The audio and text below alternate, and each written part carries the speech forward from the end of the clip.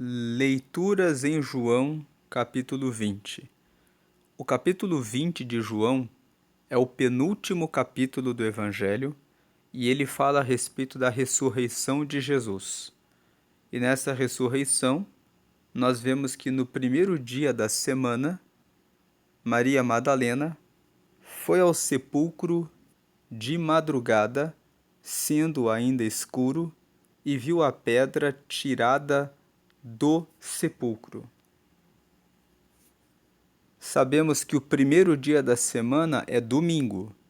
Então, no domingo cedo, ela foi ainda de madrugada, ainda escura, quando ainda estava escuro, e viu a pedra tirada do sepulcro.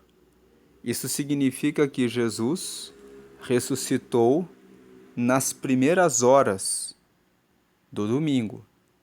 A Bíblia não fala exatamente a que horas ele ressuscitou, mas fala que ainda era madrugada. Essa madrugada pode ser 3 horas, 4 horas, 5 horas da manhã. O texto não diz, mas diz que logo de madrugada, quando Maria Madalena chegou, Jesus já havia ressuscitado. 2. Correu, pois, e foi a Simão Pedro e ao outro discípulo a quem Jesus amava e disse-lhes: Levaram o Senhor do sepulcro e não sabemos onde o puseram.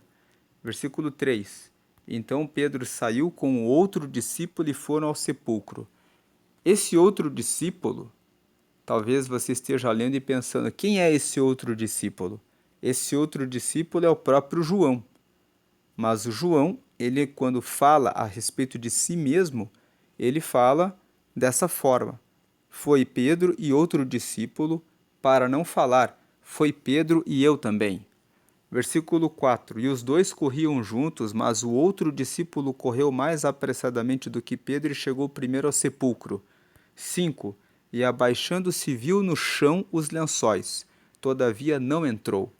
6. Chegou, pois, Simão Pedro, que o seguia, e entrou no sepulcro e viu no chão os lençóis. 7. E que o lenço que tinha estado sobre a sua cabeça não estava com os lençóis, mas enrolado num lugar à parte. 8. Então entrou também o outro discípulo que chegara primeiro ao sepulcro e viu e creu. 9. Porque ainda não sabiam a Escritura, que diz que era necessário que ressuscitasse dos mortos. 10. Tornaram, pois, os discípulos para casa. 11. E Maria estava chorando fora, junto ao sepulcro. Estando ela, pois, chorando, abaixou-se para o sepulcro. 12. E viu 2 anjos vestidos de branco, assentados onde jazera o corpo de Jesus, um à cabeceira e outro aos pés. 13. E disseram-lhe eles: Mulher, por que choras? Ela lhes disse: Porque levaram meu Senhor e não sei onde o puseram. 14. E tendo dito isso, voltou-se para trás e viu Jesus em pé, mas não sabia que era Jesus. 15. Disse-lhe Jesus: Mulher, por que choras? Quem buscas? Ela, cuidando que era o hortelão, disse-lhe: Senhor, se tu o levaste, dize-me onde o puseste, eu o levarei. 16. Disse-lhe Jesus: Maria. Ela, voltando-se, disse-lhe: Raboni, que quer dizer mestre. 17. Disse-lhe Jesus: Não me detenhas, porque ainda não subi para meu Pai, mas vai para meus irmãos e dize-lhes que eu subo para meu Pai e vosso Pai, meu Deus e vosso Deus. 18. Maria Madalena foi e anunciou aos discípulos que vira o Senhor e que ele lhe dissera isso. 19. Chegada, pois, a tarde daquele dia, o primeiro da semana, e cerradas as portas onde os discípulos, com medo dos judeus, se tinham ajuntado, chegou Jesus e pôs-se no meio e disse-lhes: Pai seja convosco. Versículo 20. E dizendo isso, mostrou-lhes as mãos e o lado, de sorte que os discípulos se alegraram, vendo o Senhor.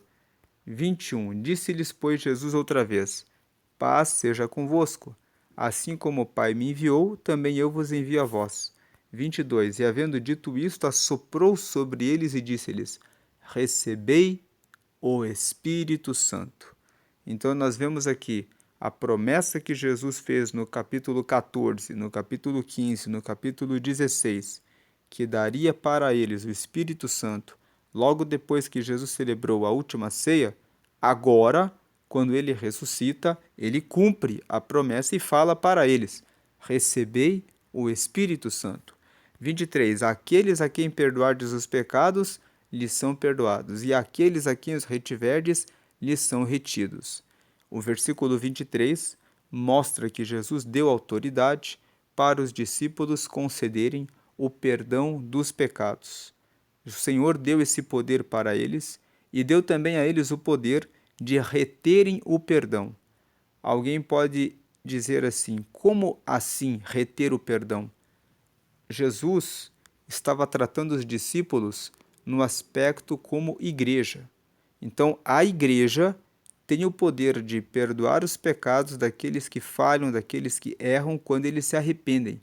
Mas existem pessoas que estão na igreja, que cometem pecados de maneira deliberada e que não estão arrependidas. Elas cometem os pecados de maneira regular e elas julgam que a igreja é obrigada a perdoá-los.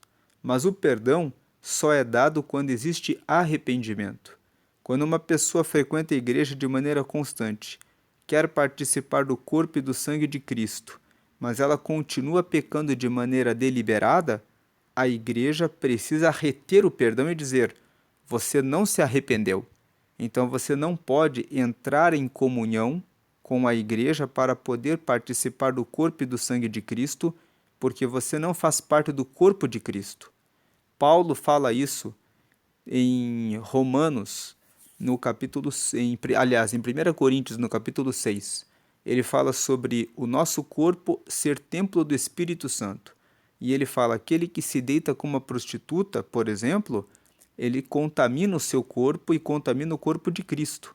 Então ele não pode receber o perdão porque não houve mudança de comportamento, mudança de atitude, não há arrependimento. Para que haja perdão, é necessário que haja arrependimento. Então, para aquele que peca de maneira constante, de maneira deliberada, tendo recebido orientação para que pare de praticar aquele ato pecaminoso, ele não pode receber o perdão porque não há arrependimento. Então, aqueles a quem vocês perdoarem, ou seja, eu estou dando poder para que vocês perdoem os pecados das pessoas, para que quando vocês perceberem que a pessoa se arrependeu, vocês podem dizer: você está perdoado. Mas aquele que não está de fato arrependido, então a esses vocês vão reter o perdão, vão dizer: você não está perdoado, porque na verdade você não se arrependeu. E o versículo 24: ora, Tomé, um dos 12, chamado Dídimo, não estava com eles quando veio Jesus. 25. Disseram-lhe, pois, os outros discípulos: vimos o Senhor. Mas ele disse-lhes: se eu não vir o sinal dos cravos em suas mãos, e não puser o dedo no lugar dos cravos, e não puser a minha mão no seu lado, de maneira nenhuma eu crerei. 26. E 8 dias depois, estavam outra vez os seus discípulos dentro, e com eles Tomé. Chegou Jesus, estando as portas fechadas, e apresentou-se no meio e disse: Pai seja convosco. 27. Depois disse a Tomé: põe aqui o teu dedo e vê as minhas mãos. Chega a tua mão e põe-na no meu lado. Não sejas incrédulo, mas crente. 28. Tomé respondeu e disse-lhe: Senhor meu e Deus meu. Veja que Tomé teve dúvida a respeito da ressurreição de Jesus. Ele teve dúvida a respeito se o Senhor havia de fato ressuscitado. Mas quando ele tocou nas mãos de Jesus e no lado de Jesus e constatou que era Jesus, ele chamou o Senhor Jesus de Senhor. Quando ele chama Jesus de Senhor meu, aqui ele está de fato reconhecendo que Jesus era o ungido. Ele é o Cristo. Ele é o Christos. Cristo vem do grego Christos, que significa ungido. Ele realmente é o caminho, a verdade e a vida, e o único que pode levar até Deus. Então ele fala aqui, Senhor meu e Deus meu. Quando ele fala Senhor meu e quando ele fala Deus meu, ele reconhece que Jesus é Deus. Todo o propósito do evangelista João é mostrar que Jesus é Deus.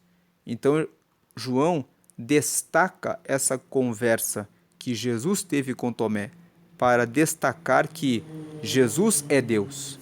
29. Disse-lhe Jesus: porque me viste, Tomé, creste? Bem-aventurados os que não viram e creram. Nós somos bem-aventurados, porque nós apenas ouvimos falar a respeito dos milagres que Jesus operou. Eles tiveram a oportunidade de ver Jesus realizando os milagres e ainda muitos não creram nele. Então, Jesus está dizendo: bem-aventurados os que não viram e creram. Se você lê a palavra e você crê nesse Jesus, o Senhor chama você de bem-aventurado. Versículo 30. Por que você é bem-aventurado? Por que você é feliz? Bem-aventurados são as pessoas felizes, porque você recebeu, alcançou a vida eterna, apesar de não ter tido o privilégio que os discípulos tiveram. 30. Jesus, pois, operou também em presença de seus discípulos muitos outros sinais, que não estão escritos neste livro. 31. Estes, porém, foram escritos para que creiais que Jesus é o Cristo, o Filho de Deus, e para que, crendo, tenhais vida em seu nome. Nesse versículo 31, nós vemos que o evangelista João revela exatamente o que nós falamos ao longo desta série de meditações de leituras em João. Nós falamos nos vídeos anteriores que o evangelho de João ele é diferente dos evangelhos sinóticos. Os evangelhos sinóticos são os evangelhos de Mateus, Marcos e Lucas. Os três evangelhos são considerados sinóticos porque sinótico significa que tem a mesma ótica, que tem a mesma visão. Os três evangelistas, Mateus, Marcos e Lucas, procuram falar a respeito da vida de Jesus e procuram falar a respeito do maior número de milagres que ele operou. Mas o evangelho de João, como nós comentamos nos vídeos anteriores, ele não procura falar a respeito de todos os milagres. Ele fala de muito poucos milagres. Ele fala no capítulo 2 que Jesus transformou a água em vinho com o propósito de revelar que Jesus pode mudar uma situação de maneira completa, porque ele é Deus. Depois ele falou a respeito da cura do paralítico do tanque de Betesda, no capítulo 5, para revelar o poder de Jesus.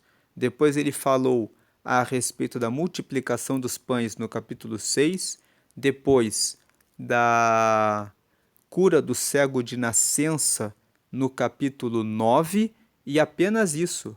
Ele conta 4 milagres de Jesus. E ele conta esses 4 milagres todos com um propósito específico. No capítulo 2, para mostrar que Jesus pode transformar a situação da vida de qualquer pessoa, transformando água em vinho. No capítulo 5, ele cura um paralítico que fazia 38 anos que estava na cadeira de rodas, para mostrar que ele tem poder de fazer aquilo que é sobrenatural.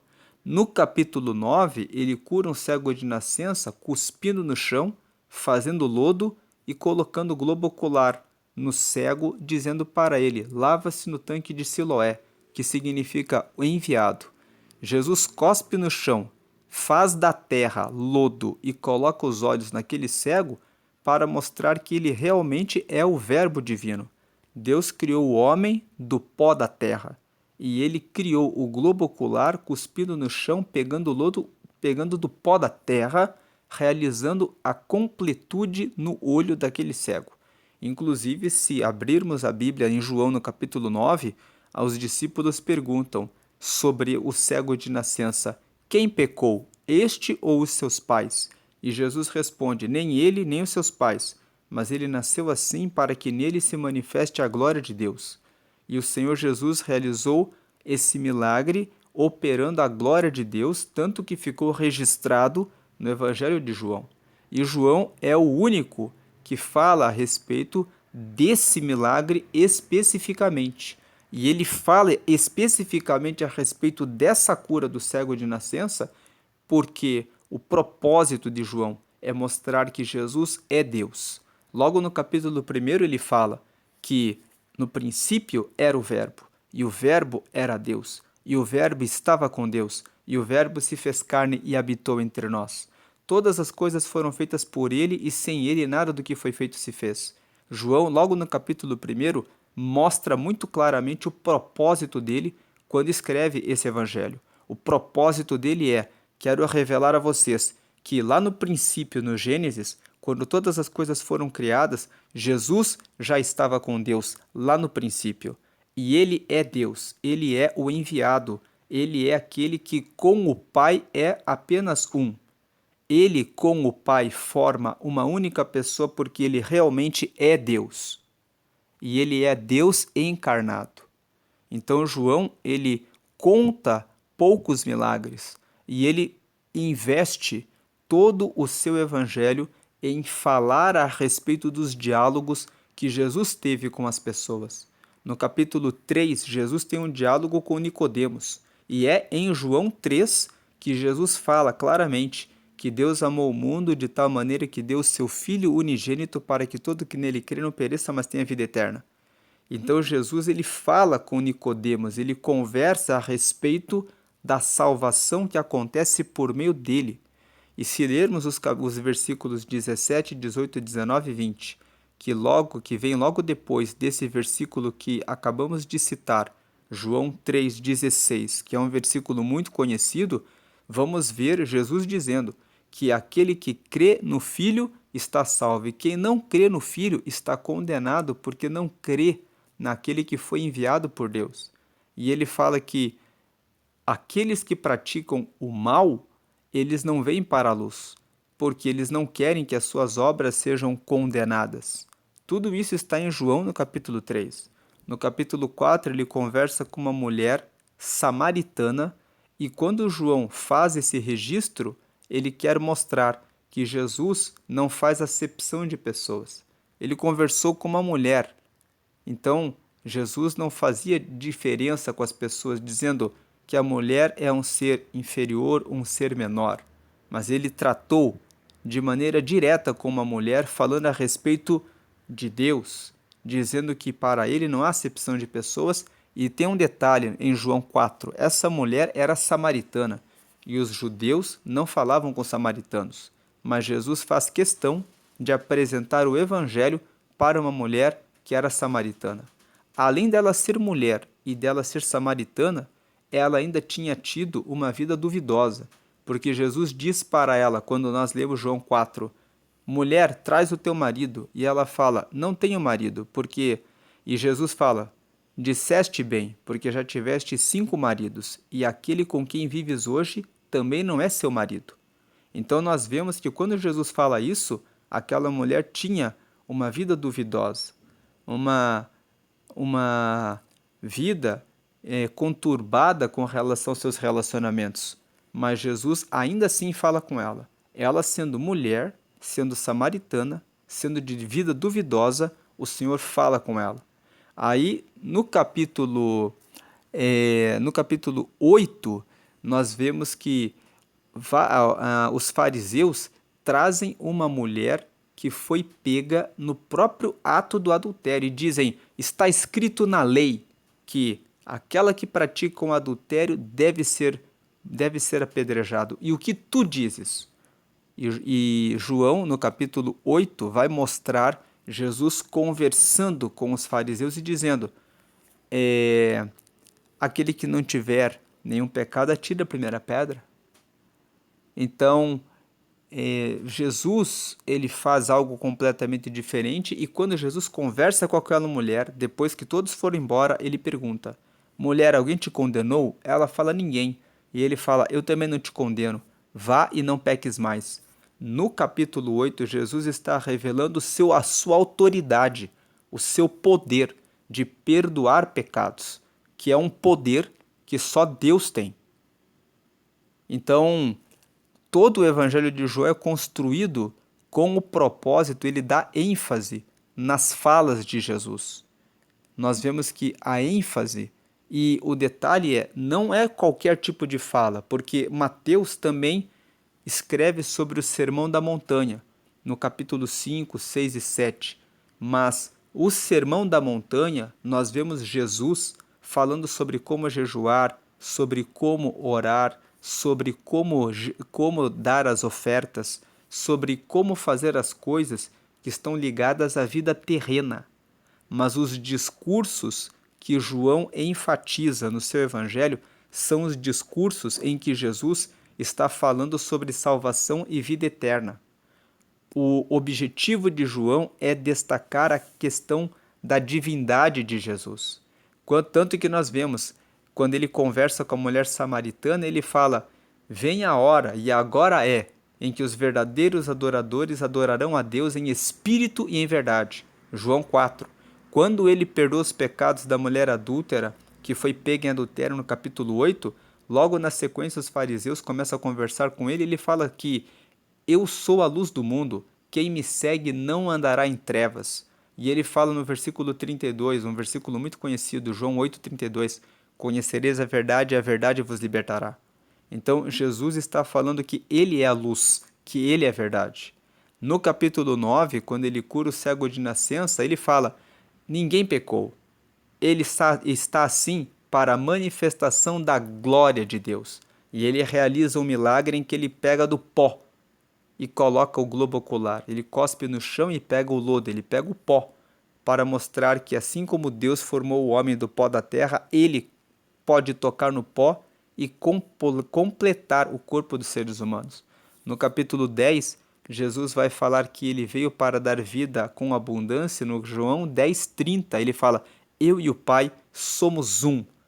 Tanto que quando ele fala eu e o Pai somos um, falando que ele é Deus, que ele estava com Deus, ele fala assim: eu vim do céu, vocês não sabem o que é o céu, mas eu vim de lá, e eu conheço tudo que existe lá, e eu vou voltar para lá, e eu e o Pai somos um. Ele fala tudo isso em João 10, conversando com os fariseus, e os fariseus tentam matá-lo.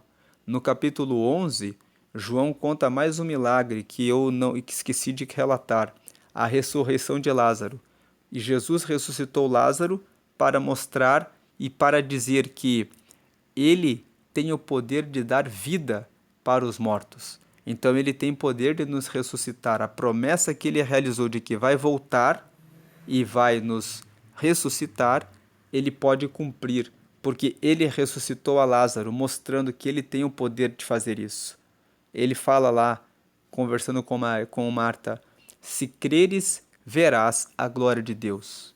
E depois de todos esses milagres, Jesus entra em Jerusalém no capítulo 12, na entrada triunfal. Ele é recebido como Messias, ele é recebido como Deus. Em João, no capítulo 12, está escrito que ele entra montado num jumentinho, e existe uma promessa de que o Messias viria montado num jumentinho. Está escrito em Zacarias, no capítulo 9, no versículo 9. Jesus vem dessa forma, ele é reconhecido como o rei, o Messias, no capítulo 12, e no capítulo 13, ele, um pouco antes da festa da Páscoa, celebra a última ceia com seus discípulos e fala para eles: um de vocês vai me trair, e agora está chegado o tempo da minha morte. No João, no capítulo 14, ele fala a respeito de não ficarem turbados e preocupados, porque ele vai voltar para buscar a sua igreja. No capítulo 15, ele fala que ele é a videira verdadeira e que nós somos os ramos, e que todo aquele que permanece nele dá muito fruto, porque sem ele não podemos fazer nada, e que se o mundo nos aborrece porque aborreceu a ele primeiro, porque ele condenou as obras do mundo, e se perseguiram a ele, também perseguirão a nós que somos a igreja, porque nós que somos servos não somos maiores do que o nosso Senhor. No capítulo 16, ele fala sobre a descida do Espírito Santo, que o Espírito Santo convencerá o homem do pecado, da justiça e do juízo. Do pecado, porque não creem em Jesus. É pecado não crer que Jesus é o Filho de Deus. E ele fala que o Espírito Santo convence o homem, o ser humano, de que Jesus é Deus e de que por meio de Jesus recebemos o perdão dos pecados. Ele fala assim, do pecado, ele vos convencerá do pecado, da justiça e do juízo. Da justiça, porque nós só recebemos a justiça de Deus quando recebemos Jesus como nosso Salvador. Então é o Espírito Santo que nos convence que precisamos de Jesus. E do juízo, porque o diabo já está condenado. Então, quem nos convence a respeito do juízo, de que Se não recebermos a Jesus, ficaremos fadados a ficar com o diabo no inferno e que ele já está condenado, então significa que já estamos condenados a irmos para o inferno se não recebermos a Jesus, porque só ele é o caminho, a verdade e a vida, como ele mesmo revelou no Evangelho e João registrou no capítulo 14, no versículo 6. Aí no capítulo 17, Jesus faz a sua última oração, dizendo ao Pai que ele não perdeu nenhum daqueles que ele recebeu de Deus. E no capítulo 18, nós vemos quando Judas vem e Jesus é entregue para a prisão.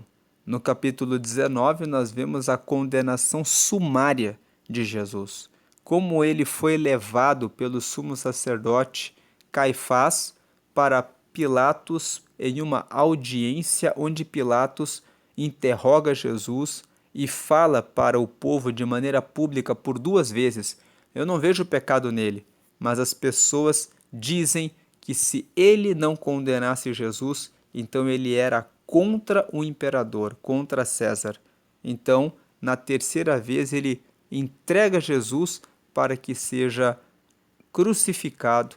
Jesus é morto e no capítulo 20 nós vemos a sua ressurreição, que acontece logo no princípio do dia de domingo, ao terceiro dia, como ele disse que ressuscitaria no terceiro dia, e quando ele ressuscita dos mortos, ele nos mostra que ele pode nos ressuscitar e que quem o espera não deve ficar com o coração turbado, porque é certo que ele virá. Ele virá entre as nuvens para arrebatar a sua igreja, aqueles que permanecem fiéis a ele.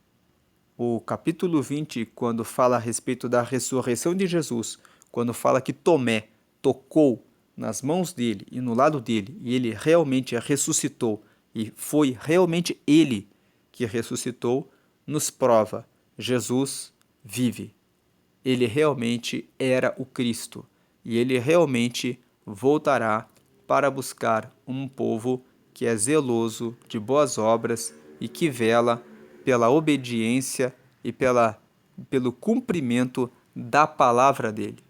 Portanto, lê a palavra, medite na palavra e receba o Espírito Santo. Porque se você leu esse capítulo juntamente conosco aqui nesse momento, que você receba o Espírito Santo e que você tenha os pecados perdoados, que você se arrependa dos pecados e que você reconheça que Jesus é o único que corresponde ao caminho, à verdade e à vida.